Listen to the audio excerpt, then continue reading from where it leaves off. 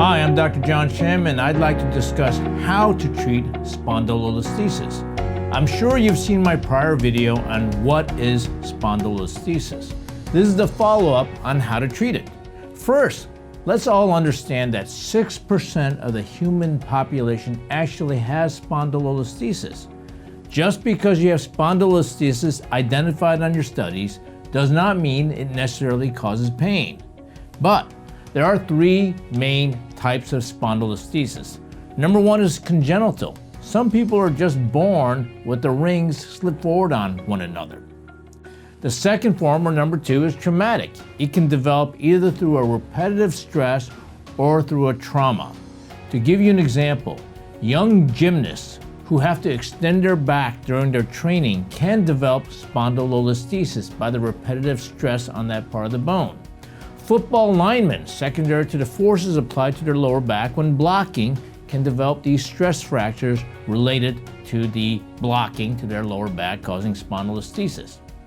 The third type of spondylolisthesis is degenerative. Over time, as the ligament stretches and the discs lose its competency, you can develop spondylolisthesis.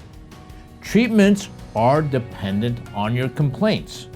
For young athletes, if it is a repetitive stress type problem, it can cause pain, it can cause difficulty with activities and competition.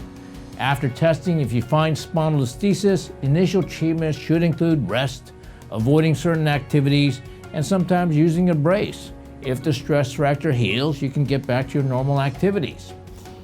If you have more significant spondylolisthesis type complaints of pain, the stress fracture doesn't heal, the bones start slipping further, you may actually need to have surgical management. But before you do that, make sure you have a good evaluation by a surgeon to decide your options. Is typically a fusion operation. For older people who develop degenerative spondylolisthesis, it typically causes a pinched nerve sensation resulting in radiating symptoms to the legs. Like all pinched nerves, therapies can be helpful, medications can be helpful, and injections can be helpful. Ultimately, if the pain does not improve and becomes intolerable, then we can discuss surgical options, which there are many. There are some that require fusions, there are some that require non-fusion techniques.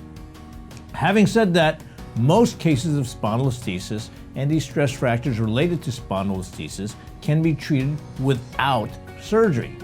As stated before, 6% of the human population has this.